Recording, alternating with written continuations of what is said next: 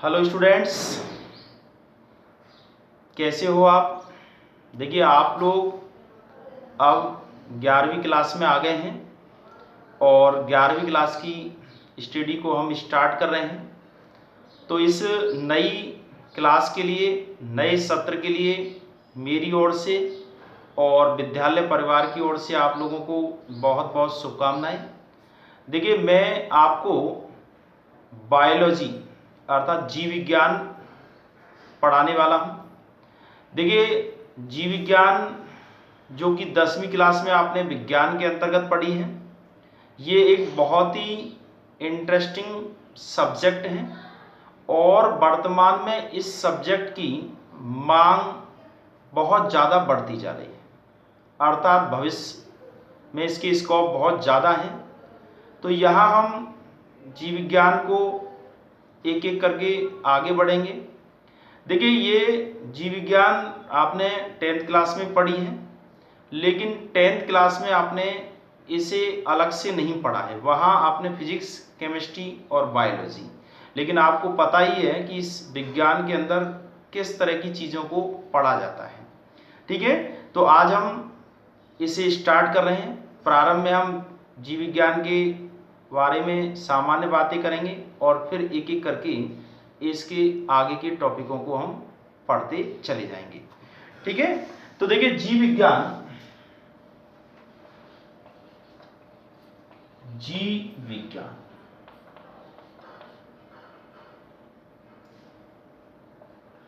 इस जीव विज्ञान को बायोलॉजी कहा जाता है। जीव विज्ञान, देखिए ये विज्ञान की एक ऐसी शाखा है जिसमें जीवों के बारे में हम अध्ययन करते हैं, क्योंकि इस विज्ञान के अंदर और जो शाखा है विज्ञान की, उनसे अलग चीजों का अध्ययन किया जाता है। जीवों का अध्ययन करते हैं। विज्ञान की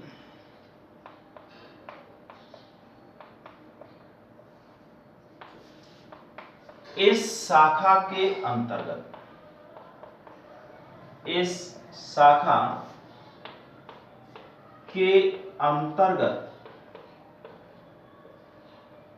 सजीवों का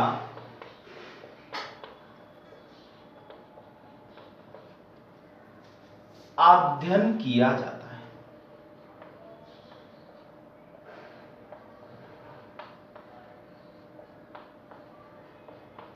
यानी इस बात को हम यूं कह सकते हैं कि विज्ञान की वह शाखा जिसमें जीवों का अध्ययन किया जाता है उसे जीव विज्ञान कहते हैं।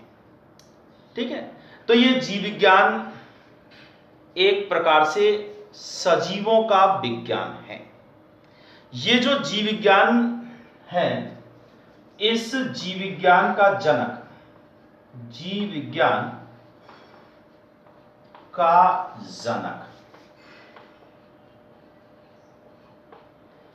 अरस्तु नाम के वैज्ञानिक को कहा जाता है। अरस्तु, अर्थात जीव विज्ञान की जो शुरुआत की गई थी, ये अरस्तु नाम के वैज्ञानिक के द्वारा की गई थी। इस जीव विज्ञान, यानी ये जो जीव विज्ञान शब्द है, जीव विज्ञान यानी बायोलॉजी,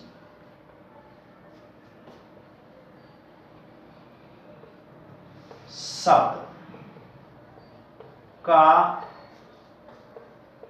सर्वप्रथम प्रयोग, यानी इसको और भी कुछ कह सकते थे, लेकिन सबसे पहले इसको जीव विज्ञान शब्द का जो प्रयोग किया गया था, ये लेमार्क नाम के विज्ञान,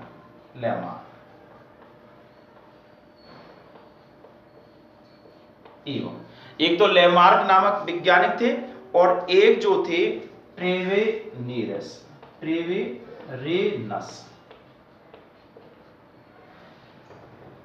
लेमार्क लेमार्क एवं ट्रेविनस नामक विज्ञान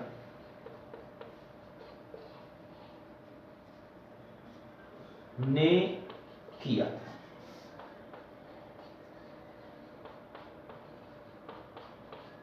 यानी इस जीव विज्ञान शब्द को देने वाले जो वैज्ञानिक थे लेमार्क एवं ट्रेवेरेनस नाम के वैज्ञानिक थे। अब बात आती है कि ये जो जीव विज्ञान है, बायोलॉजी शब्द है, इस शब्द का शाब्दिक अर्थ क्या है, यानी ये शब्द किस आधार पर बनाया गया है।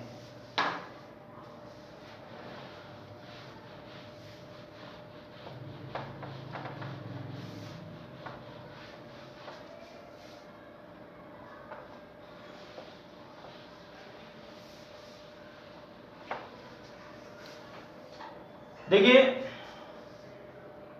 ये बायोलॉजी शब्द है, जीव विज्ञान, ये दो शब्दों से मिलकर के बना है। एक तो है BIOS, bios plus logos, logos.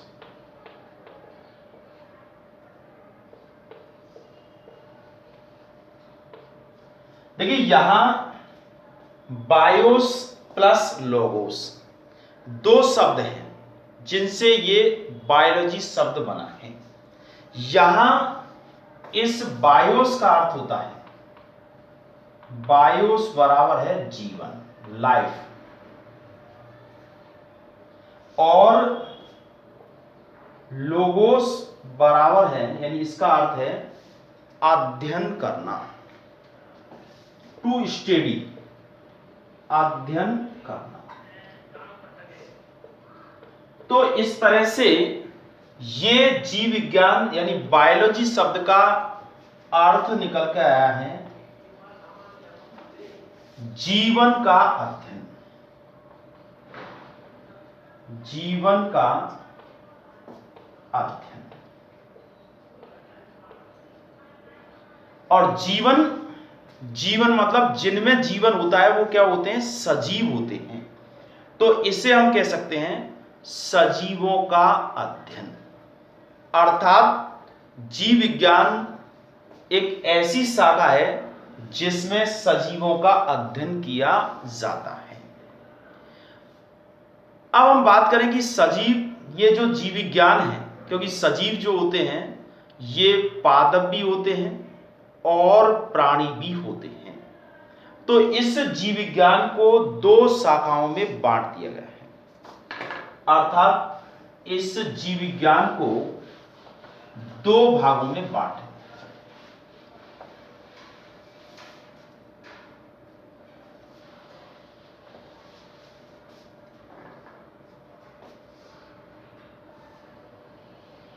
एक तो है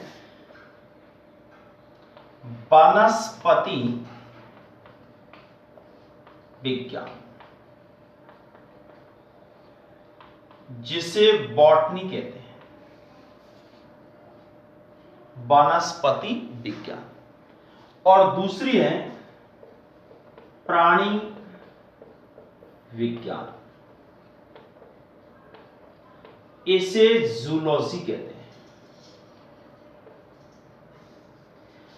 अब देखिए, वनस्पति विज्ञान जो होती है, वनस्पति मतलब पेड़ पौधे, तो ये जीव विज्ञान की ऐसी शाखा है जिसमें हम पादपों का अध्ययन करते हैं। इस शाखा में पादपों का अध्ययन करते हैं। और ये जूलॉजी जो है, इस शाखा में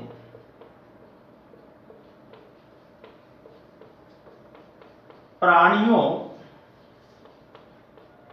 यानी एनिमल्स का अध्ययन करते हैं।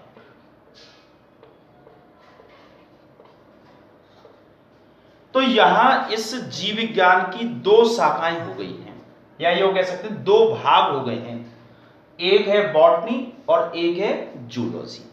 देखिए आप लोग जिस तरह से 10th क्लास में आपने एक ही विज्ञान पढ़ी और उस विज्ञान में फिजिक्स भी थी, केमिस्ट्री भी थी और बायोलॉजी भी थी, उसी प्रकार हम यहाँ 11वीं और 12वीं क्लास तक बॉटनी और जूलॉजी अर्थात वनस्पति विज्ञान और प्राणी विज्ञान दोनों को इस जीव विज्ञान के अंतर्गत ही पढ़ते हैं, यानी अध्ययन करते हैं। लेकिन जब आप बड़ी क्लासों में जाते हैं तो अपने आप में ये दोनों ही शाखाएं दो अलग अलग विषयों के रूप में बदल जाती हैं, अर्थात बॉटनी अलग और जूलॉजी अलग, एक सब्जेक्ट बन जाता है। यहां एक ब्रांच है, वहां एक सब्जेक्ट है। ठीक, तो अब हम बात करें, क्योंकि पादप जो होते हैं उनमें भी सजीव होने के लिए विभिन्न प्रकार की क्रियाएं होती हैं। उनका भी शरीर कोशिकाओं से बना होता है, उनके अंदर भी जनन होता है, उत्सर्जन होता है, पोषण होता है। उसी प्रकार से प्राणियों के अंदर भी यही सब क्रियाएं होती हैं। इसलिए इन दोनों को जीव विज्ञान के अंतर्गत रखा गया है। लेकिन यहां जो है एक तरह से आगे चल कर के ये जो है ये अलग से शाखा बन जाएगी, अर्थात ये यहां तो एक साथ हैं लेकिन आगे चल कर के पादप अलग पढ़ेंगे, प्राणी अलग पढ़ेंगे। ठीक है, तो यहां हम दोनों को सजीवों के कारण या सजीवता के लक्षणों के कारण एक साथ रखते हैं। ठीक है, अब हम बात करें कि इनमें कौन कौन से गुण पाए जाते हैं जिसके कारण, यानी ये जो जीव होते हैं इनमें ऐसे कौन कौन से गुण पाए जाते हैं जो इस जीव विज्ञान के अध्ययन के लिए, यानी इनको जीव विज्ञान के अंतर्गत रखा जाता है। तो इसे हम सामान्य अर्थों में यह कह सकते हैं कि सजीवता के कौन कौन से लक्षण हैं, या इसको यूं भी कह सकते हैं कि निर्जीवों से सजीवों में क्या भिन्नता होती है। ठीक है, तो अब हम बात करेंगे सजीवता के लक्षण।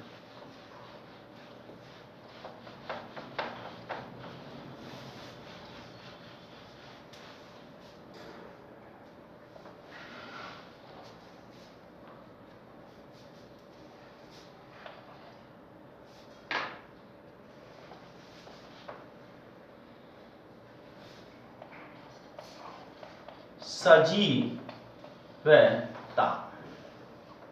के लक्षण, अर्थात जिन जीवों को या जिन सजीवों, जिन सामग्री को हम इस जीव विज्ञान के अंतर्गत अध्ययन करते हैं उनमें कौन कौन से लक्षण पाए जाते हैं। तो सबसे पहली बात है कोशिकीय संगठन। कोशिकीय संगठन, सेलुलर ऑर्गेनाइजेशन। देखिए सजीवों का शरीर जो है कोशिकाओं के द्वारा बना होता है। सभी जीवों के शरीर की जो संरचनात्मक एवं क्रियात्मक इकाई जो है वो कोशिका होती है। तो सजीवों की विशेषता होती है कि इनका शरीर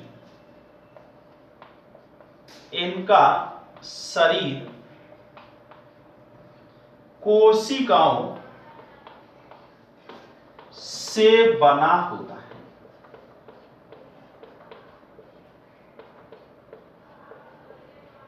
ठीक है, अब देखिए कुछ जीव ऐसे होते हैं जो एक ही कोशिका से बने होते हैं, यानी पूरे शरीर में एक कोशिका होती है। तो ऐसे जीवों को हम कहते हैं एक कोशिकीय जीव। ऐसे जीव बहुत छोटे होते हैं, जैसे जीवाणु हैं या शैवाल होते हैं, जैसे क्लाइमाइडोमोनास है। दूसरे ज्यादातर जीव जो होते हैं ये बहुकोशिकीय होते हैं। तो ऐसे जीव जिनके शरीर का निर्माण अनेक कोशिकाओं के द्वारा होता है, तो वो जीव कहलाते हैं बहुकोशिकीय जीव। जैसे मानव, या यूं कह सकते हैं कि ज्यादातर जो विकसित जीव हैं वो सब कैसे होते हैं, बहुकोशिकीय जीव होते हैं।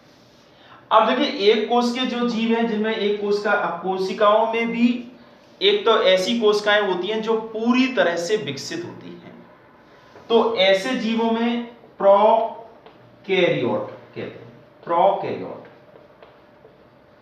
अर्थात जिनकी कोशिकाएं कम विकसित होती हैं वो जीव कहलाते हैं प्रोकैरियोट। और दूसरे वो जीव जिनकी कोशिकाएं पूर्ण रूप से विकसित होती हैं ये कहलाते हैं यूकैरियोट, अर्थात यूकैरियोट,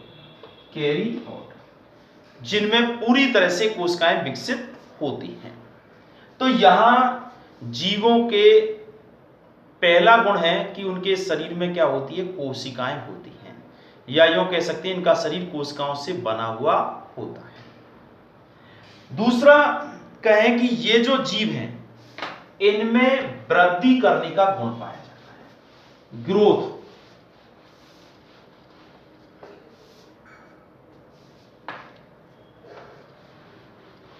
वृद्धि,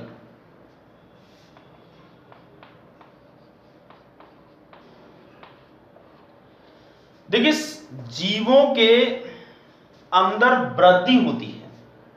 ये वृद्धि उनकी शरीर की कोशिकाओं की संख्या में भी वृद्धि होती है, जो बहुकोश के जीव होते हैं।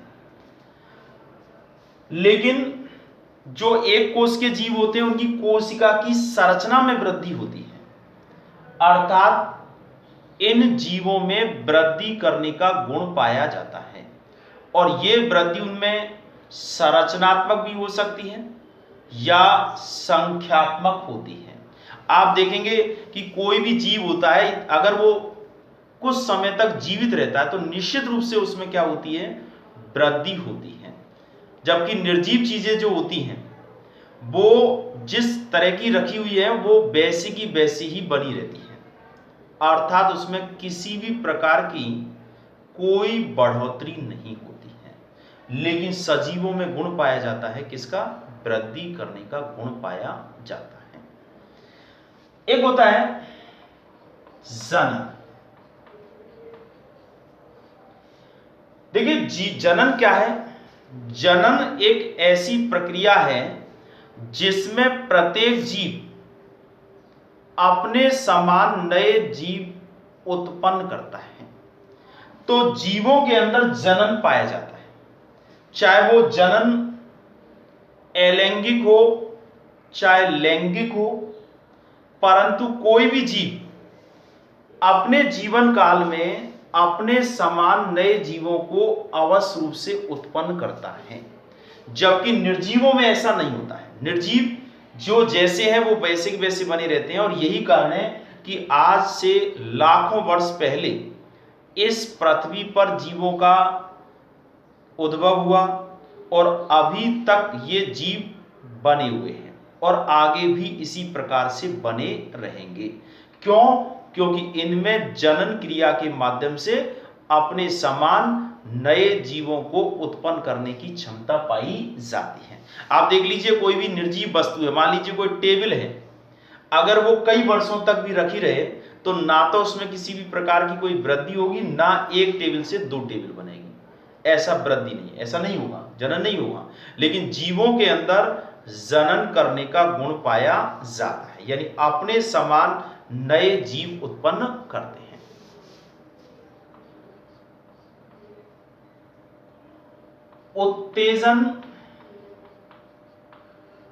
उत्तेजनशीलता। देखिए जीव जो होते हैं इनमें उद्दीपनों के प्रति अनुक्रिया करने का गुण पाया जाता है। अगर कोई भी उद्दीपन दिया जाता है, तो अगर वो जीव है तो निश्चित रूप से उसमें क्या होगा, उस उद्दीपन के प्रति अनुक्रिया होगी। जैसे कि आप देख सकते हैं कि मान लीजिए कोई रस्सी पड़ी हुई है और हमको वहम हो जाता है कि ये एक सर्प है। अगर हम उसे थोड़ा सा टच करते हैं, अगर वो किसी भी तरह का मूवमेंट करता है तो हम समझ जाते हैं कि ये जीवित है, और अगर वो मूवमेंट नहीं कर रहा है इसका मतलब वो एक प्रकार से निर्जीव है। तो उद्दीपनों के प्रति, पादपों में भी उद्दीपनों के प्रति अनुक्रिया होती है। आप देखिए प्रकाश के प्रति, तापमान के प्रति निश्चित रूप से पादप भी करते हैं। तो ये एक गुण पाया जाता है, उद्दीपनों के प्रति अनुक्रिया करने का गुण पाया जाता है। उपापचय, उपापचय मतलब मेटाबॉलिज्म। देखिए जीवों के अंदर उपापचय क्रियाएं होती है। उपापचय का मतलब होता है ऑक्सीकरण अपचय, ऑक्सीकरण व अपचय।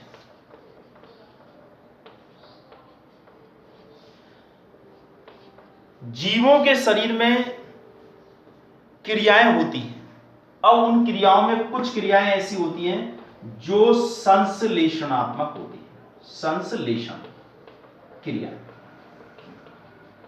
यानी जिनमें निर्माण होता है, जैसे वृद्धि हो रही है तो उसमें कुछ पदार्थ बनते हैं, तो वो संश्लेषण क्रियाएं।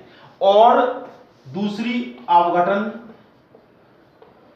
क्रियाएं, यानी एक प्रकार से विश्लेषणात्मक क्रियाएं होती है। शरीर के अंदर विभिन्न प्रकार की उपापचय क्रियाओं से पदार्थों का अवघटन होता रहता है, तभी तो पुराने पदार्थ जो शरीर में ग्रहण किए जाते हैं वो अवघटित होकर के नए पदार्थों का निर्माण करते हैं, अर्थात शरीर में उपापचय क्रियाएं होती हैं। और ये जो उपापचय क्रियाएं होती हैं, उन क्रियाओं से विभिन्न प्रकार के उत्सर्जी पदार्थों का निर्माण होता है, और ये उत्सर्जी पदार्थ शरीर से बाहर निष्कासित किए जाते हैं। तो जीवों के अंदर उपापचय करने का गुण पाया जाता है। जीवों में पाचन करने का गुण पाया जाता है, यानी पोषण कह सकते हैं, पाचन की जगह पोषण। देखिए प्रत्येक जीव जो होता है ये अपनी वृद्धि और विकास के लिए विभिन्न प्रकार के कार्बनिक और अकार्बनिक पदार्थों को ग्रहण करता है।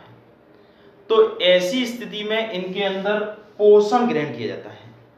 अब देखिए कुछ जीव ऐसे होते हैं जो अपना भोजन स्वयं तैयार कर लेते हैं, तो ऐसे जीवों को हम स्वपोषी कहते हैं।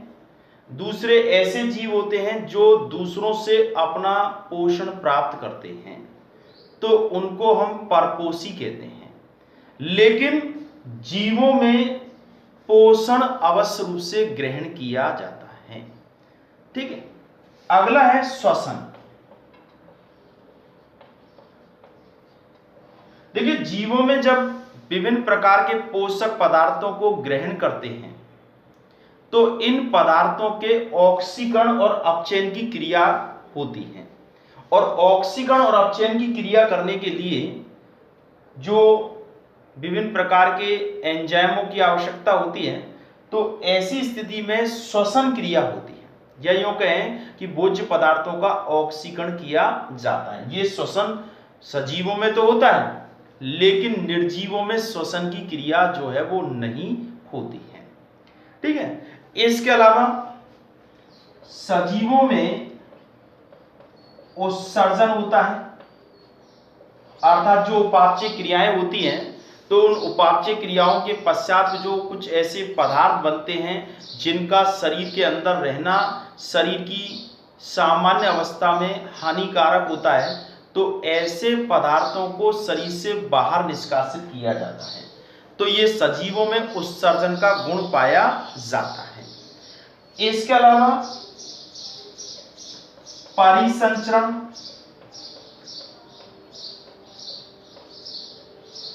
जीवों के अंदर विभिन्न प्रकार के पदार्थों को एक भाग से दूसरे भाग तक पहुंचाने के लिए इनके अंदर परिसंचरण होता है। अर्थात कह सकते हैं पादपों में भी होता है, लेकिन पादपों में जाइलम और फ्लोएम के द्वारा होता है। जबकि प्राणियों के अंदर रुधिर के माध्यम से होता है, नलिकाओं के रूप में होता है, लेकिन परिसंचरण अवश्य रूप से पाया जाता है। ठीक है, तो ये विभिन्न प्रकार के एक कह सकते हैं कि जीव द्रव, जीवों के अंदर जीव द्रव होता है और ये जीवन का आधार होता है। जो जीव द्रव होते हैं ये कोशिका के अंदर होता है और ये सक्रिय अवस्था में होता है। जब तक जीव द्रव सक्रिय होता है जीवित रहता है, और जब सक्रिय अवस्था में नहीं रहता तो जीवित नहीं रह पाता। ठीक है, तो ये यहां पर हमने विभिन्न प्रकार के ऐसे लक्षणों के बारे में पढ़ा जिनका होना सजीवता के लक्षण है। इस तरह से हम जीवों को, या यूं कह सकते हैं सजीवों को निर्जीवों से भिन्न कर सकते हैं। सजीवों में विविधता पाई जाती है। ये सजीव जो होते हैं वो विविधतापूर्ण होते हैं, विभिन्न प्रकार के, देखिए जीवों के अंदर विभिन्न प्रकार के रंग रूप आकार पाए जाते हैं। जीवों में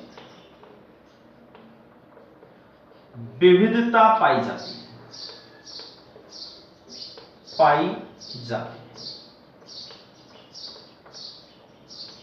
अर्थात जो जीव होते हैं उन जीवों में किसी की संरचना किस प्रकार की है, कोई छोटा है, कोई बड़ा है, कोई लंबा है, तो इनके अंदर बहुत ज्यादा विविधता पाई जाती है। तो यहां हमने सजीवों के अंदर पाए जाने वाले विभिन्न लक्षणों के बारे में पढ़ा है। अब हम इसमें आगे पढ़ेंगे कि जो जीव जगत है, क्योंकि हमारा ये पहला जो चैप्टर है हमारे सिलेबस का, उसमें सबसे पहले यही है कि जीव क्या है और जीव जगत की विविधता। तो इसमें हम जीवों की विविधता के बारे में पढ़ेंगे। जीव कितने प्रकार के होते हैं, अर्थात देखिए पादप जो होते हैं, तो पादप, अब पादपों में भी कई तरह के पादप होते हैं, तो इनको भी कई श्रेणियों में बांटा गया है। जैसा कि आपने नाम सुने होंगे, एक होता है मोनेरा, या यूं कहें कि पादपों को अगर हम शुरुआती अवस्था में अगर बांटें तो इसमें हम जीवों को बांटते, पहले जीवों को बांटेंगे तो मोनेरा, दूसरा होता है प्रोटिस्टा, तीसरा है फंजाई, चौथा है प्लांटी और पांचवा है एनीमेलिया।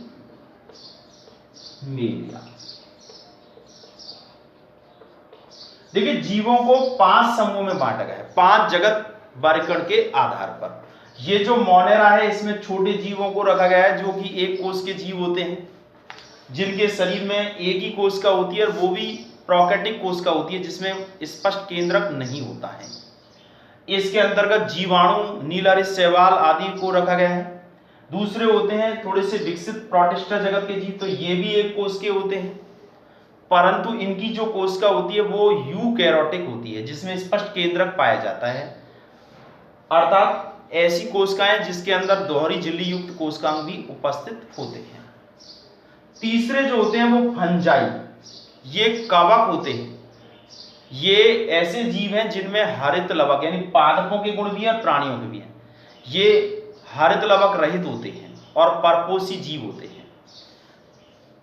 चौथा है प्लांटी, प्लांटी पादप जगत है और पादप जगत को भी कई वर्गों में बांटा गया। हम एक एक करके आगे जब बढ़ेंगे तो देखिए पादपों में शैवाल होते हैं, शैवालों से थोड़े से विकसित ब्रायोफाइटा वर्ग के पादप होते हैं।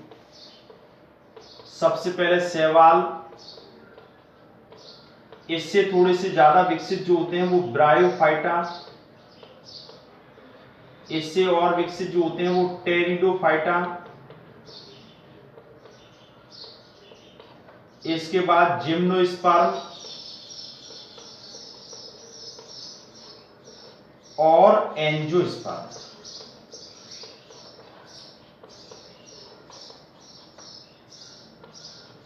ये पादपों के वर्ग हैं जिनमें आपस में कुछ भिन्नताएं होती हैं और इस आधार पर इनको अलग अलग समूह में बांटा गया है।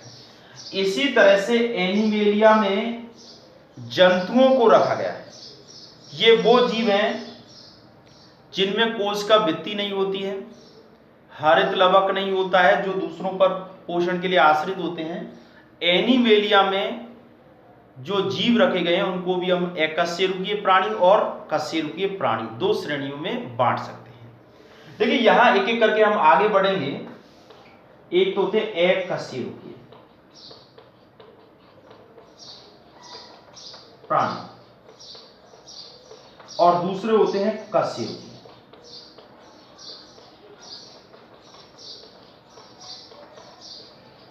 अब देखिए एकशेरुकीय प्राणी जो होते हैं इनको भी संघों में बांटा गया है।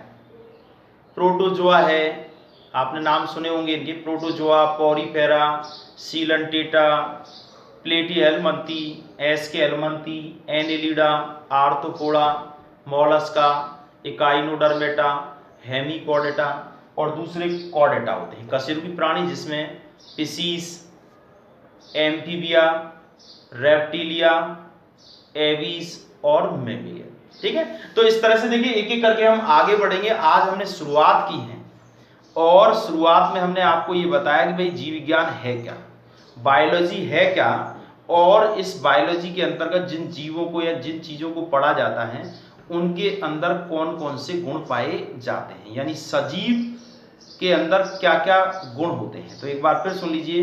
ये इनके शरीर में कोशिकाएं होती हैं, जीव द्रव होता है, इनमें श्वसन होता है, उत्सर्जन होता है, वृद्धि होती है, जनन होता है, उपापचय होता है, उत्तेजनशीलता होती है। तो इस तरह की कई क्रियाएं इनके अंदर पाई जाती हैं।